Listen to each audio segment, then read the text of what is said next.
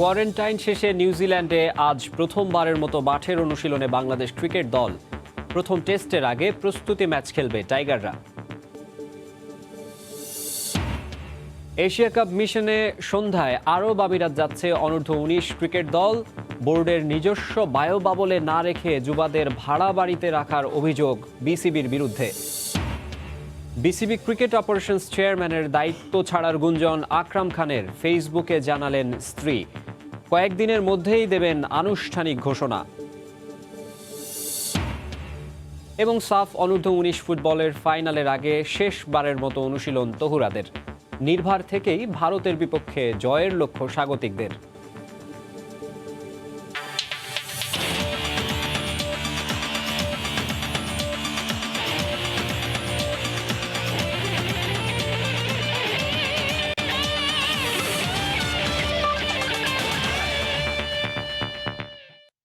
বিশ্বের নানা প্রান্তের খেলাধুলার খবর নিয়ে আমাদের নিয়মিত আয়োজন খেলার সময়, আর এই আয়োজনে আপনাদের সঙ্গে আছি আমি মাকসুম আলম খান। শুরুতেই জানাবো ক্রিকেটের খবর। নিউজিল্যান্ডে সবশেষ করোনা পরীক্ষায় নেগেটিভ ফলাফল আসায় আজ অনুশীলন করেছে বাংলাদেশ ক্রিকেট দল। পাকিস্তানের বিপক্ষে হোম সিরিজ শেষ করে পরদিনই নিউজিল্যান্ডের উদ্দেশ্যে রওনা দেয় টাইগাররা। বিমানে করোনা আক্রান্ত একজনের সংস্পর্শে আসায় ক্রাইস্ট চার্চে কোয়ারেন্টাইনের কড়াকড়ি অবস্থার মধ্য দিয়ে যেতে হয় সফররতদের। মাঝে মাঠের অনুশীলনের অনুমতি পেয়েছিল দলের একাংশ, তবে spin bowling coach Rangana Herat Covid positive হওয়ার পর আবারও আইসোলেশনে পাঠানো হয় তাদের। বাতিল করা হয় অনুশীলন। রোববার আরেক দফা করোনা পরীক্ষা করা হয় ক্রিকেটারদের।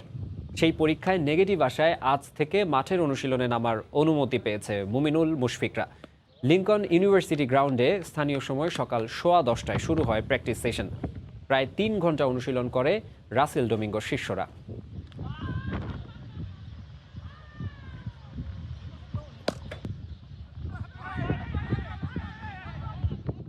আঙুলের ইনজুরি কাটিয়ে আবারও মাঠে ফিরলেন বাংলাদেশ ক্রিকেট দলের ওয়ানডে অধিনায়ক তামিম ইকবাল।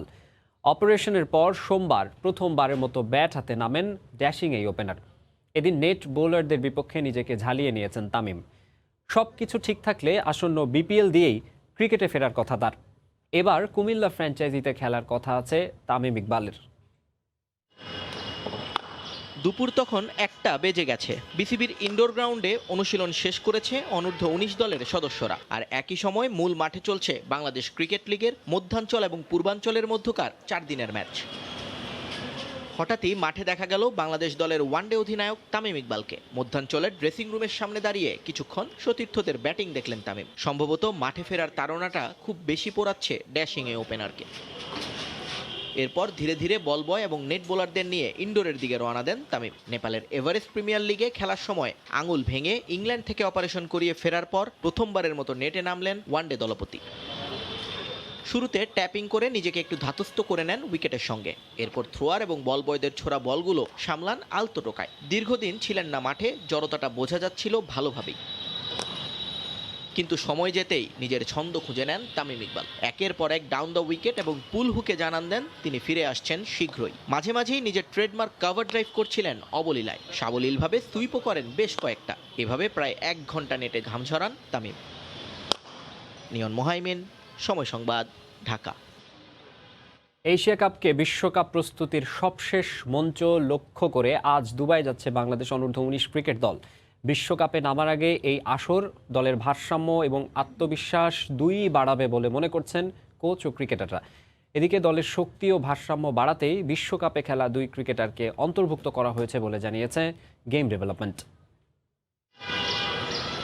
দীর্ঘমেয়াদী পরিকল্পনার পুরোটাই গেছে কোভিডের পেটে। দুদণ্ড যে সময় মিলেছে তার মাঝেই চলেছে সর্বোচ্চ প্রস্তুতির প্রয়াস। তারপরও ঘাটতি থেকে গেল কিনা এমন আফসোসে আনুষ্ঠানিক ফটো সেশনের ঠিক আগ মুহূর্তেও ব্যাট বলের অনুশীলনে অনূর্ধ্ব-19 দলের ক্রিকেটাররা। শুধুমাত্র 3টি সিরিজের অভিজ্ঞতা নিয়ে বিশ্বকাপের জন্য উড়াল দেবার অপেক্ষায় যুবারা। বড় মঞ্চের জন্য প্রস্তুতিটা যে আদর্শ হয়নি তা নতুন করে বলার অপেক্ষা রাখে না। তারপরও নিজেদের উপর আস্থা রাখছেন ক্রিকেটাররা, কারণ একই পরিস্থিতির মধ্য দিয়ে যে গেছে বাকিরাও। আমরা যেরকম প্রিপারেশন ওয়াইজ ওরকম ভালো নিতে পারি না, বাকি টিমগুলো ওরকমই। সো আমরা গত 2-3 মাসে প্রায় 3টা সিরিজ খেলছি এবং আমি মনে করি ওটাও খারাপ না। আমরা মানে এনা প্রিপারেশন নিতে পারছি এবং লাস্টেই এশিয়া কাপ ওয়ার্ল্ড কাপে যাওয়ার আগে আমরা যেই এখন যে প্রিপারেশন কেমন করলাম এটা আমাদের হেল্প করবে। 1.5 বছরে 3টা সিরিজ হয়েছে, তো আমরা ওইখানে ভালো এক্সপিরিয়েন্স গ্যাদার করছি, আমাদের নিজেদের মধ্যে ভালো কমিউনিকেশন আছে। আশা করি ইনশাল্লাহ যদি গেম বাই গেম ফোকাস করা যায়, আমরা যদি আমাদের বেটার ক্রিকেটটা খেলি অবশ্যই আমরা ভালো কিছু করতে পারবো। নতুন বছরে বিশ্বকাপের আগে বিদায়ী বর্ষে এশিয়া কাপ গ্রুপ পর্বে 3 ম্যাচ পাবে বাংলাদেশ। ভালো করলে সেমিফাইনাল ঘুরে সম্ভাবনা আছে ফাইনালের। দলের প্রধান লক্ষ্য আপাতত এটাই, কারণ গন্তব্যে পৌঁছতে পারলে যে প্রস্তুতি আর আত্মবিশ্বাস দুটোই পাওয়া যাবে একসঙ্গে। সবার প্রস্তুতিতেই ঘাটতি আছে, এটা চিন্তা করেই এশিয়া কাপ আয়োজন করেছে এসিসি। আমাদের এটা সর্বোচ্চ ব্যবহার করতে হবে। সেটা যদি আমরা করতে পারি তবে অবশ্যই বিশ্বকাপে ভালো করা সুযোগ তৈরি হবে। আমরা বর্তমান চ্যাম্পিয়ন, এটা অনুপ্রেরণা হিসেবে নিতে চাই, চাপ হিসেবে নয়। একেবারেই তরুণ একটা দল নিয়ে ক্যারিবিয়ান দ্বীপপুঞ্জে যাচ্ছে বাংলাদেশ। যে দলটার ভারসাম্য বাড়াচ্ছে সাকিব আর দলপতি রাকিবুলের অন্তর্ভুক্তি। এই দুজনেই বিশ্বকাপ জয়ী দলের সদস্য, সঙ্গে আছেন আরও 2। সবকিছুর সমন্বয়ে দারুণ আশাবাদী গেম ডেভেলপমেন্ট ম্যানেজার। আমাদের এখানে ওয়ার্ল্ড কাপে গত ওয়ার্ল্ড কাপে 4 জন প্লেয়ার আছেন, অনলি এই দুজনেই ম্যাচ খেলেছে। আর যে দুজন আছে তারা কোনো ম্যাচ খেলেনি, তাদের কিন্তু সেই অভিজ্ঞতাটা নেই। তো আমরা মনে করছি রাকিবুল এবং সাকিবের যে টিমে যে আনা হয়েছে এটা অত্যন্ত গুরুত্বপূর্ণ। এশিয়া কাপের পর বিশ্বমঞ্চ মাতানোর আগে 2টো প্র্যাকটিস ম্যাচ খেলবে বাংলাদেশ। সব মিলে প্রস্তুতিটা হয়েই যাবে যুবাদের। এসএম ইকবাল, সময় সংবাদ, ঢাকা। অনূর্ধ্ব-19 এশিয়া কাপ ক্রিকেটে অংশ নিতে আজ সংযুক্ত আরব আমিরাতে যাবে বাংলাদেশ দল। এই মুহূর্তে হযরত শাহজালাল আন্তর্জাতিক বিমানবন্দরে আছেন রিপোর্টার তারেক হাসান শিমুল। সরাসরি চলে যাব তার কাছে। শিমুল, ক্রিকেট দলের যে স্বপ্নযাত্রার পূর্ণতা কিন্তু আমরা গেল বিশ্বকাপে পেয়েছি আকবর আলীদের হাত ধরে। বর্তমান চ্যাম্পিয়ন অনূর্ধ্ব-19 বিশ্বকাপ চ্যাম্পিয়ন কিন্তু বাংলাদেশ দল। তবে এই যাত্রা কিন্তু সরাসরি বিশ্বকাপের যাত্রা নয়। এবার কিন্তু বাংলাদেশ দল মাঝে একটি বিরতি দেবে এবং সেই বিরতি কিন্তু এশিয়া কাপ অর্থাৎ অনূর্ধ্ব-19 এশিয়া কাপের জন্য বাংলাদেশ দল দুবাইয়ের উদ্দেশ্যে আজকে কিন্তু যাত্রা করছেন। সেখান থেকে কিন্তু বিশ্বকাপের জন্য রওনা হবে 1 জানুয়ারি, যেটি 14 জানুয়ারি শুরু হবে বিশ্বকাপের যে আনুষ্ঠানিকতা। সেখানে পাশাপাশি এই যাত্রার জন্য যেই অনূর্ধ্ব-19 এশিয়া কাপের যে যাত্রায় সেখানে কিন্তু বাংলাদেশ দলের এর আগে কিন্তু এশিয়া কাপের শিরোপা জয়ের স্মৃতি নেই। তবে বিশ্বকাপ বাংলাদেশ দল অনূর্ধ্ব-19 দল কিন্তু সরাসরি বিশ্বকাপ জিতেছে। সেই জায়গা থেকে অনূর্ধ্ব-19 এশিয়া কাপের যে আক্ষেপটি রয়েছে, যে ঘাটতিটি রয়েছে, সেটিও নিশ্চয়ই এবার রাকিবুলদের হাত ধরে পূর্ণতা পাবে, সেই প্রত্যাশা কিন্তু সবারই। আজকে রাতের 7:45 কিন্তু বাংলাদেশ দলের ফ্লাইট রয়েছে। তবে তার দীর্ঘ সময় আগেই কিন্তু বাংলাদেশ দল এয়ারপোর্টে এসেছে, যার কারণটি হচ্ছে আপনি জানেন যে দুবাই বা মধ্যপ্রাচ্যে সফর করার ক্ষেত্রে যেটি হয় যে প্রায় 6 ঘন্টা থেকে 8 ঘন্টা আগে এয়ারপোর্টে আসতে হয়। RT-PCR যে টেস্টটি করানো হয় সেই টেস্টের কারণেই হচ্ছে মূলত তাদেরকে মানে আগে ভাগে আসতে হয়েছে। পাশাপাশি তারা কিন্তু দুবাইতে যে একদিনের একটি কোয়ারেন্টিন পালন করতে হবে, যে আনুষ্ঠানিকতা রয়েছে, সেই একদিনের কোয়ারেন্টিন শেষে কিন্তু তারা অনুশীলনের সুযোগ পাবে। সেখানে কিন্তু বাংলাদেশ দলের যে ম্যাচ রয়েছে সেই ম্যাচে বাংলাদেশ দল অংশ নেবে কিন্তু 24 তারিখে নেপালের বিপক্ষে প্রথম ম্যাচ অনূর্ধ্ব-19 এশিয়া কাপের। তারপরেই কিন্তু 25 তারিখে ম্যাচ রয়েছে কুয়েতের বিপক্ষে সংযুক্ত আরব আমিরাতের UAEর যে ম্যাচটি রয়েছে। সেক্ষেত্রে কিন্তু আমরা আসলে বলতে পারি যে সেখানে কিন্তু বাংলাদেশ দলের জন্য বেশ সহজ প্রতিপক্ষ এবং গ্রুপ পর্বের যে শেষ ম্যাচটি রয়েছে বাংলাদেশ দলের সেটি কিন্তু শ্রীলঙ্কার বিপক্ষে। শ্রীলঙ্কার বিপক্ষে আমরা জানি কিছুদিন আগে কিন্তু অনূর্ধ্ব-19 দল একটি সিরিজ খেলে এসেছে শ্রীলঙ্কা। যদিও সিরিজের ফলাফলটা আশানুরূপ ছিল না, তবে যেটা আসলে আমরা কোচ এবং টিম ম্যানেজমেন্টের পক্ষ থেকে যেটা বলছিলেন যে আসলে শ্রীলঙ্কার বিপক্ষে হার হয়তো বা ফলাফল ম্যাচের রেজাল্টে সেটা দেখেছে, তবে কিন্তু বাংলাদেশ দলের যে পারফরমেন্স ছিল সেখানে সে পারফরমেন্স কিন্তু আশা জাগানি পারফরমেন্স, সেদিক থেকে কিন্তু আসলে প্রত্যাশা করা যায়। তবে তারপর কিন্তু গ্রুপ পর্বের ম্যাচের পরে কিন্তু 28 তারিখ হচ্ছে 29 তারিখ হচ্ছে 2টি সেমিফাইনাল এবং 30 তারিখে বাংলাদেশ ফাইনাল। সেখানে ফাইনাল খেলেই কিন্তু আসলে ওয়েস্ট ইন্ডিজের উদ্দেশ্যে যাত্রা করবে 1 জানুয়ারি এবং সেখানে 2টি প্রস্তুতি ম্যাচ খেলার কথা রয়েছে বিশ্বকাপ শুরুর আগে। সো এখন আসলে মানে ক্রিকেটাররা আসলে এয়ারপোর্টের ভেতরে প্রবেশ করবেন এবং সেখানে টেস্ট করা হবে, করোনা টেস্ট, তারপরে হচ্ছে যাত্রা করবেন। তো মাকসুম আমার কাছে এয়ারপোর্ট থেকে অনূর্ধ্ব-19 দলের আসলে দুবাইয়ের উদ্দেশ্যে যাত্রা এই ছিল সবশেষ খবর। ফিরছে আপনার কাছে। অনূর্ধ্ব-19 এশিয়া কাপে অংশ নিতে আজ সংযুক্ত আরব আমিরাতে যাচ্ছে বাংলাদেশ দল। সেই খবর জানাতে বিমানবন্দর থেকে যুক্ত হয়েছিলেন তারেক হাসান শিমুল। রাজধানীতে রেডিসন ব্লুতে রোহিঙ্গা প্রত্যাবাসন শীর্ষক এক সেমিনারে বক্তব্য রাখছেন পররাষ্ট্রমন্ত্রী ডক্টর AK আব্দুল মোমেন। সরাসরি চলে যাব সেখানে। Ideas about radicalism. They are creating a mindset of venom of hatred. And we don't like it because it will create more insecurity. And therefore, we have to close down those unauthorized private, these maktabs and they call schools. But we are being criticized. We are doing in order to a safer place because there has been some difficulties up there, as you know. So anyway, the issue is these Rohingya must go back, and sooner they go back, it is really good for everybody. If they stay there here for longer period, we are afraid there could be pockets of radicalism, and terrorists has no boundary. They have no faith. Once they are a terrorist, they may create insecurity in the whole region. And it will affect the investment of China, it will affect the investment of Japan, it will affect the investment of South Korea and other countries who are currently investing in Myanmar. Many of our development partners are also investing in Myanmar. Maybe it is time for them to wake up and stop investing in Myanmar. I would appeal to development partners. They should not go along with business as usual. They should put,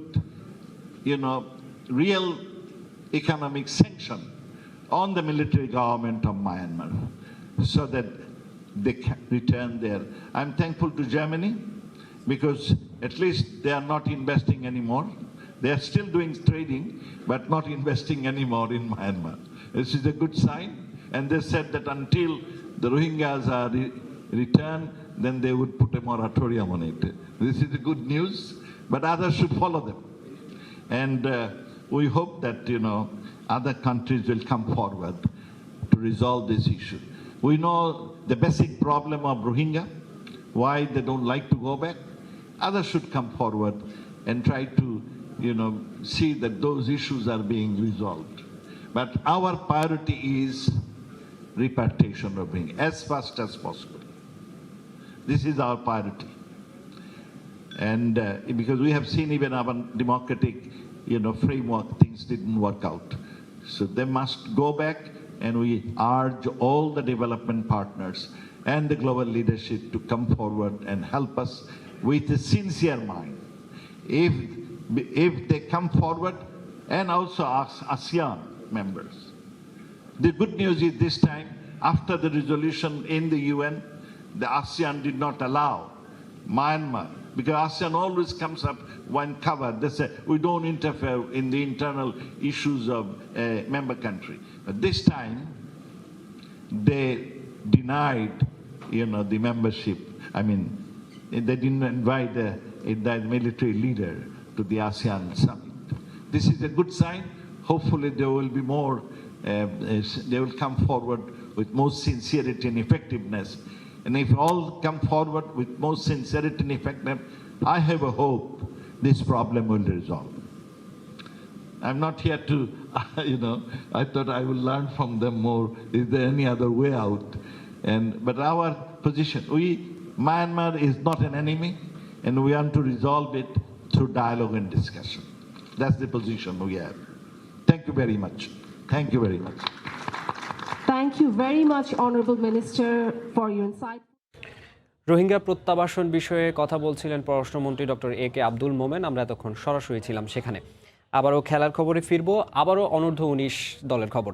bio বাবলের নামে অনূর্ধ্ব-19 বিশ্বকাপগামী দলটাকে একটি আবাসিক বাড়িতে রেখেছিল BCB. স্টেডিয়ামের পাশের এই ফ্ল্যাটগুলোতে স্বাভাবিক সময়ে নারী ক্রিকেটাররা থাকলেও গত কিছুদিন ধরে রাকিবুলদের রাখা হয় সেখানে। এশিয়া কাপে যাওয়ার আগে ক্রিকেটাররা বোর্ডে নিজস্ব বায়ো বাবলে থাকার কথা থাকলেও বিষয়টি নিয়ে একেবারেই গা ছাড়া ভাব দেখা গেছে বিসিবির গেম ডেভেলপমেন্ট কমিটির। যদিও একাডেমি ভবনে সংস্কার কাজ চলার কারণেই নাকি এই ব্যবস্থা নেওয়া হয়েছে বলে জানিয়েছেন ডেভেলপমেন্ট ম্যানেজার। এই দলটা বিশ্ব চ্যাম্পিয়নদের উত্তরসূরি। বাংলাদেশের ক্রিকেটে এই যাবৎকালের সর্বোচ্চ সাফল্য এনে দেয়া আকবর আলীর দলের 3 সদস্যও আছেন এখানে। ফাইনালে উইনিং রান এসেছিল যে ক্রিকেটারের হাত ধরে, সে রাকিবুল হাসান এখন অধিনায়ক। আছেন পেসার তানজিম হাসান সাকিব আর ব্যাটসম্যান প্রান্তিক নওরোজ নাবিল। তারা এখন আবার যাচ্ছে নতুন মিশনে। আরব আমিরাতে যুব এশিয়া কাপের পর তাদের লক্ষ্য উইন্ডিজে বিশ্বকাপের নতুন আসর। কিন্তু পরিস্থিতি এখন আর আগের মতো নেই, তাই চাইলেও দলের সদস্যদের ধারে কাছে যাওয়া যায় না খুব একটা। কোভিড-19 কেড়ে নিয়েছে সেই সুযোগ। বায়বাবলের নামে এক অদৃশ্য বলয় এখন ক্রিকেটারদের নিত্য সঙ্গী। স্বাভাবিকভাবেই পৃথিবীর অন্য যে কোনো দেশ এই যুবাদের মাথায় তুলে রাখত।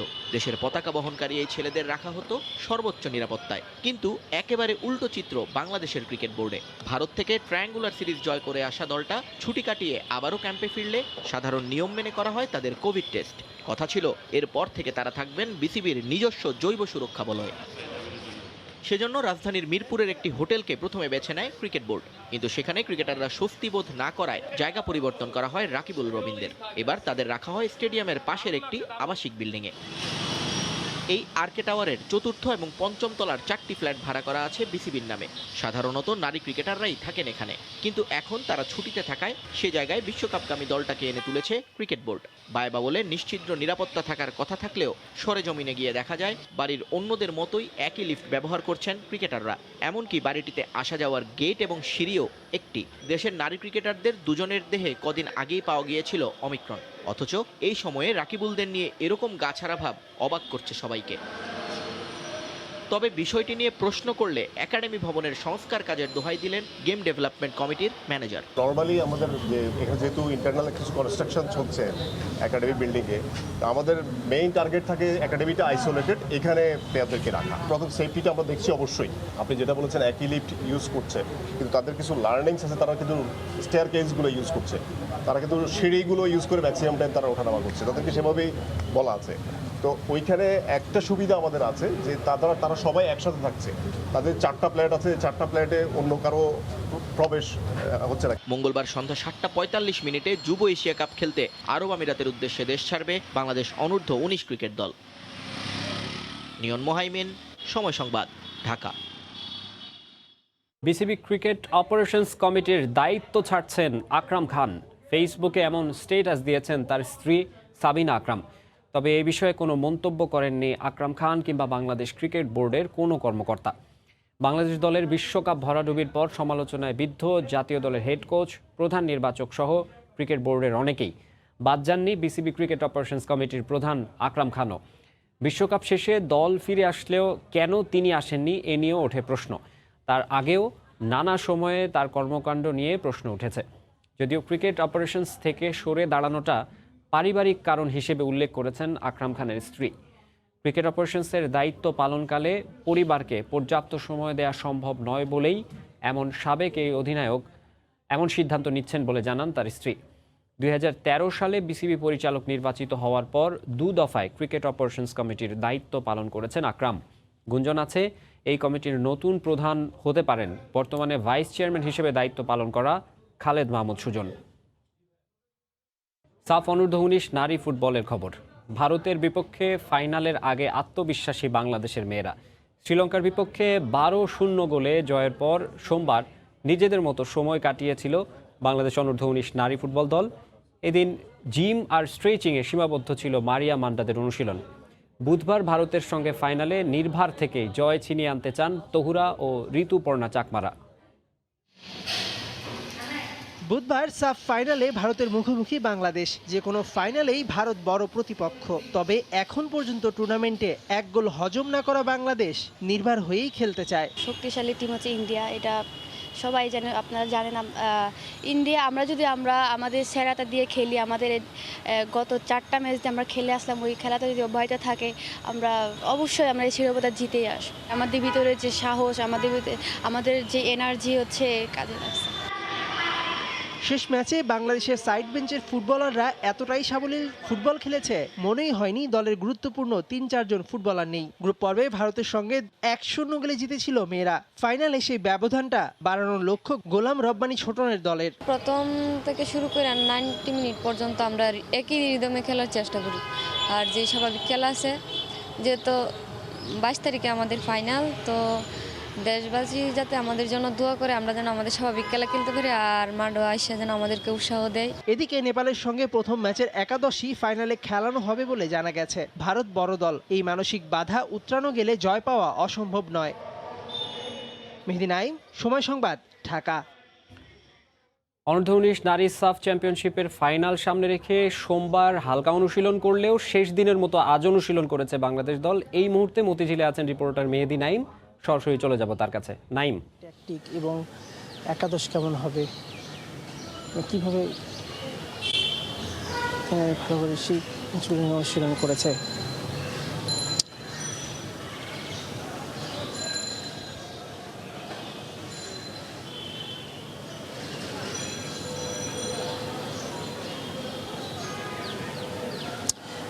মাকসুম, আর কিন্তু মাত্র একটা ম্যাচ, তারপরেই কিন্তু সেই স্বপ্নের ফাইনাল জয় করবে আমাদের অনূর্ধ্ব-19 নারী দল। সাফ সবসময় কিন্তু আমাদের জন্য খুব গুরুত্বপূর্ণ একটা আসর, এবং আমরা কিন্তু সেই 2015 সালে এই কমলাপুরের স্টেডিয়ামে কিন্তু অনূর্ধ্ব-15 জিতেছিলাম। তারপরে 2018-তে অনূর্ধ্ব-18 যেই আসরটা ছিল, অর্থাৎ যেই আসরটা এখন চলছে, সেটারই কিন্তু সর্বশেষ ফাইনাল আমরা জিতেছিলাম, এবং বর্তমান চ্যাম্পিয়নও কিন্তু আমরা। মাকসুম, আপনি জানেন যে ফাইনালের আগে আজকে কিন্তু শেষবারের মতো দুদলই অনুশীলন করেছে সকালে কমলাপুর স্টেডিয়াম এবং বাফুফের এই টার্ফে। সেখানে কিন্তু আসলে দুদলই টেকনিক এবং ট্যাকটিক্স নিয়ে আলোচনা করেছে, কিভাবে ভালো করা যাবে ফাইনালে, এবং ফাইনালে কীভাবে এগিয়ে থাকা যাবে, কী টেকনিকে খেলা যাবে, সব কিছু নিয়ে কিন্তু আলোচনা হয়েছে। আপনি জানেন ভারত, আসলে এই শব্দটাই কিন্তু আমাদেরকে অনেক সময় মেন্টাল একটা ব্যারিয়ারে ফেলে দেয়। আমরা সবসময়ই ভালো করি, কিন্তু ফাইনালে যখন আমরা দেখি ভারত প্রতিপক্ষ, তখন কিন্তু আমাদের কী যেন একটা হয়, এই কী যেন একটা যেন না হয়, সেই জন্যই কিন্তু সবচেয়ে বেশি মনোযোগী আমাদের ফুটবলাররা, আমাদের টিম ম্যানেজমেন্ট, ফুটবলারদের মেন্টাল যে ব্যারিয়ার, সেটা কাটানোর জন্য আজকে সকালে বেশ কিছু সেশন নিয়েছে। গোলকিপিং নিয়ে খুব বেশি প্র্যাকটিস হয়েছে আজকে। আমাদের ডিফেন্স লাইন বরাবরই ভালো, আমরা এখন পর্যন্ত পুরো আসরে কিন্তু একটা গোলও খাইনি, সেটার কিন্তু বড় কৃতিত্ব আমাদের ডিফেন্স লাইন আপের। এবং মিডফিল্ডার চমৎকার, মিডফিল্ডের যে কাজটা থাকবে ফাইনালে, যে স্ট্রাইকারদের বল দেওয়া এবং গোল করা, সেটা কিন্তু আসলে বেশ কয়েকবার পরীক্ষা করা হয়েছে আজকের প্র্যাকটিস সেশনগুলোতে। কারণ গেল ম্যাচে, অর্থাৎ ভারতের সঙ্গে আমাদের লাস্ট যে ম্যাচ ছিল, সেখানে কিন্তু আমরা গোল পেয়েছিলাম একটা, সেই একটা গোলই কিন্তু ছিল আসলে পেনাল্টি থেকে। সেই পেনাল্টি থেকে ম্যাচের 5 মিনিটে আমরা গোল করেছিলাম, বাকি আসলে কিন্তু 85 মিনিটেও আমরা কিন্তু আর একটা গোল করতে পারিনি। সুতরাং সেই মেন্টাল ব্যারিয়ার একটা কাজ করে। ভারত কিন্তু অপরদিকে সেই ম্যাচে কোনো আক্রমণই করতে পারিনি, তারপরেও কিন্তু আমরা সেই একটার বেশি গোল করতে পারিনি। এবং আজকে সেই বিষয়টা থেকে আসলে বাংলাদেশ বেরিয়ে আসতেছে, এবং আজকে প্লেয়াররা বলছিলেন আজকে সকালবেলা যে তারা মিনিমাম 2টা গোলে জিততে চায়, এবং সেই জয়ের মাধ্যমে কিন্তু বাংলাদেশ অপরাজিত থেকেই টুর্নামেন্ট চ্যাম্পিয়ন হবার একটা যে গৌরব, সেটা কৃতিত্বটা অর্জন করতে চায়। আপনাকে একটু বলে রাখতে চাই, এইবার টুর্নামেন্টে কিন্তু বাংলাদেশ গোল করেছে মোট 19টা, এবং 19টা গোল এসেছে কিন্তু 10 জনের পা থেকে, এবং ভারত গোল করেছে মাত্র 10টা, যা এসেছে 5 জনের পা থেকে। সব মিলিয়ে একাদশটা কেমন হবে একটু আমি সংক্ষেপে বলে দিতে চাচ্ছি মাকসুম। একাদশটা হবে অ্যাকচুয়ালি নেপালের বিপক্ষে প্রথম ম্যাচে যেই একাদশটা ছিল সেটাই থাকবে, শুধুমাত্র একটা পরিবর্তন আসতে পারে, সেটা হচ্ছে ডিফেন্ডিং পজিশনে নীলা কিংবা মার্জিয়া দুজনের থেকে একজন খেলতে পারে।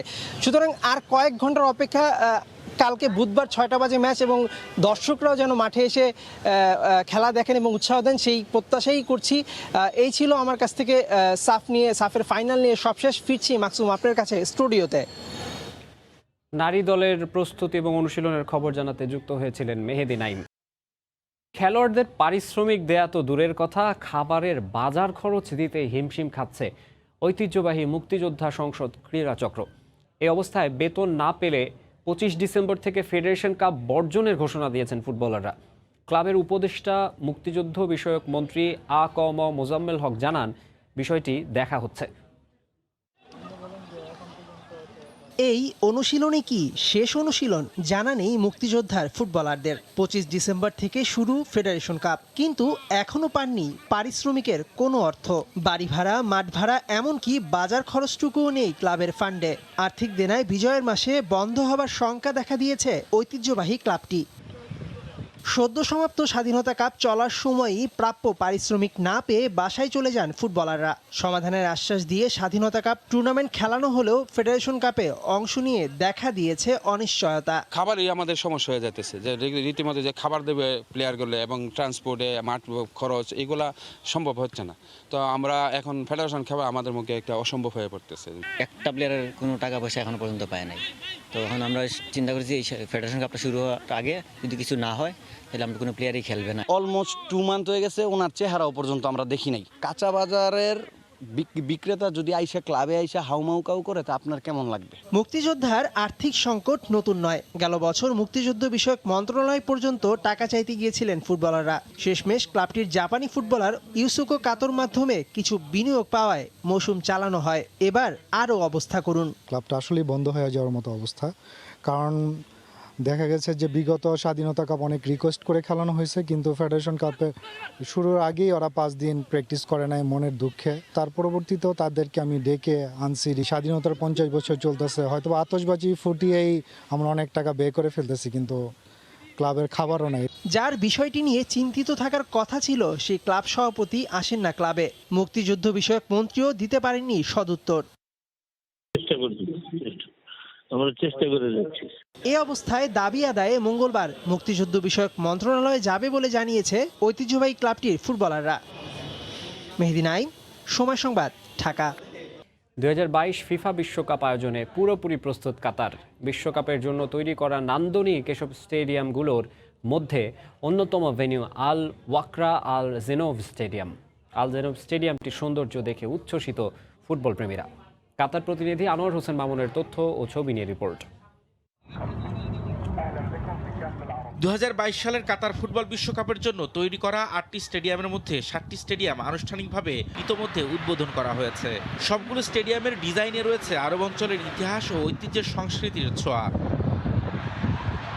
উদ্বোধনকৃত 2022 ফুটবল বিশ্বকাপের অন্যতম ভেন্যু আল ওয়াকরা আল জোনব স্টেডিয়ামটিরও নির্মাণে রয়েছে আরব অঞ্চলের ঐতিহ্যের সংস্কৃতির ছোঁয়া। ঝিনুকের আদলে নির্মাণ করা হয়েছে আল জোনব স্টেডিয়ামটি দেখতে এসে এর সৌন্দর্য দেখে উচ্ছ্বসিত ফুটবল প্রেমী প্রবাসীরা। খুবই দৃষ্টিনন্দন, একটা নিপুণ হাতের তৈরি করা মনে হয় এই স্টেডিয়ামটা করা হয়েছে। আমি এছাড়াও আরও 5-7টা আমি স্টেডিয়াম ঘুরেছি, যেগুলা ওয়ার্ল্ড কাপকে সামনে রেখে যে স্টেডিয়ামের কার্যকারিতা ওনারা যে কর্মকাণ্ডগুলো করতেছে খুবই দৃষ্টিনন্দন। বিশ্বকাপ এমনি টেলিভিশন বা স্ক্রিনের মধ্যে দেখতে পেরেছি, এখন আমরা আশা করতেছি স্টেডিয়ামে বসে আমরা ইনশাআল্লাহ বিশ্বকাপ দেখব। 2022 সালের কাতার ফুটবল বিশ্বকাপের জন্য নির্মিত সবগুলো স্টেডিয়াম দৃষ্টিনন্দন স্থাপত্য শৈলীতে তৈরি করা হয়েছে। ডিজাইনে রয়েছে আধুনিকতার ছোঁয়া। স্টেডিয়ামগুলোর মধ্যে শুধুমাত্র বিশ্বকাপের ফাইনাল ম্যাচের ভেন্যু লুসাইল সিটি স্টেডিয়াম উদ্বোধনের অপেক্ষায়। সময় সংবাদ, দোহা, কাতার। মাদারীপুরে উৎসব মুখর পরিবেশে ব্যাডমিন্টন টুর্নামেন্টের ফাইনাল খেলা অনুষ্ঠিত হয়েছে। আয়োজকরা মনে করেন বিভিন্ন খেলাধুলার মাধ্যমে দেশকে অনেক দূর এগিয়ে নিতে কাজ করবে যুব সমাজ। মাদারীপুর থেকে সঞ্জয় কর্মকার অভিজিতের রিপোর্ট, ছবি তুলেছেন শাহাদাত আকন। মাদারীপুরে আনন্দ আর উল্লাসের মধ্য দিয়ে টুর্নামেন্টের ফাইনাল খেলা অনুষ্ঠিত হয়েছে। এতে জেলা পুলিশ একাদশকে 2-1 সেটে হারিয়ে চ্যাম্পিয়ন হয় মিয়াদ ইন্টারন্যাশনাল। খেলা দেখতে পুলিশ লাইন মাঠে ভিড় জমান শিশু কিশোর সহ নানা বয়সের মানুষ। এ সময় আনন্দে মেতে উঠেন দর্শকরা। আর খেলাধুলা করে অনেক দূর এগিয়ে যাবার স্বপ্ন খেলোয়াড়দের। আমরা চাই মাদারীপুরে আরো এরকম খেলা আয়োজন করা হোক। সাধারণ লাগলো, যে কোনো খেলা মানেই উপভোগ্য হয় এবং সেক্ষেত্রে যদি ফাইনাল খেলা হয় এবং দুই দলে যদি সেয়ানে হয় তাহলে খেলাটা আরও বেশি উপভোগ্য হয়ে ওঠে। আমরা সবাই খুব মজা পেয়েছি। খুব ভালো একটা আয়োজন করছে মাদারীপুর এই প্রথম। আশা করি এরপরে আরো সুন্দর পরিসরে টুর্নামেন্ট আয়োজন করবে এবং আমরা আসবো। যুব সমাজকে অপরাধমূলক কর্মকাণ্ড থেকে দূরে রাখতে নিয়মিত খেলাধুলার বিকল্প কিছু নেই বলে মনে করেন টুর্নামেন্টের আয়োজক। খেলাধুলা কিন্তু আপনার সব ধরনের যত ধরনের অপরাধ আছে, যত ধরনের মাদকের নেশা আছে, সব কিছু থেকে কিন্তু যুব সমাজকে রক্ষা করার একটাই উপায়, সেটা হচ্ছে খেলাধুলা এবং সংস্কৃতি। অনুষ্ঠানের প্রধান অতিথি জানান, নতুন প্রজন্মদের খেলাধুলায় আগ্রহ বাড়াতে দেশের প্রতিটি উপজেলায় শেখ রাসেল মিনি স্টেডিয়াম নির্মাণের উদ্যোগ নিয়েছে সরকার। বাংলাদেশের প্রত্যেকটা উপজেলায় এখন শেখ রাসেল মিনি স্টেডিয়াম করা হয়েছে। আমরা মাদারীপুরে, আমি আমার নির্বাচন এলাকায় এখানেও কিন্তু আমরা 2 উপজেলায় 2টা মিনি স্টেডিয়াম করেছি। সেখানে এখন গ্রামের ছেলেরাও খেলার একটা সুযোগ পাচ্ছে। এই সুযোগগুলো সরকারের উদ্যোগই হয়েছে। গত 12 ডিসেম্বরে শুরু হওয়া এই টুর্নামেন্টে বিভিন্ন জেলার 32টি দল অংশ নেয়। সঞ্জয় কর্মকার অভিজিৎ, সময় সংবাদ, মাদারীপুর। রাজধানীতে শুরু হয়েছে 2 দিনব্যাপী ইমা ব্যাডমিন্টন টুর্নামেন্ট 2021। এই টুর্নামেন্ট আয়োজন করেছে ইলেকট্রনিক মিডিয়া মার্কেটিং অ্যাসোসিয়েশন। রাজধানীর শহীদ তাজউদ্দিন আহমেদ ইনডোর স্টেডিয়ামে অনুষ্ঠিত হয় টুর্নামেন্টের খেলা। যেখানে অংশ নিয়েছে 32টি বেসরকারি টিভির বিক্রয় ও বিপণন বিভাগের কর্মীরা। সিঙ্গেলস ও ডাবলস 2 ক্যাটাগরিতে অনুষ্ঠিত হচ্ছে খেলা। উৎসব মুখর পরিবেশে এতে অংশ নিচ্ছেন সবাই। আজ টুর্নামেন্টের ফাইনাল খেলা অনুষ্ঠিত হবে।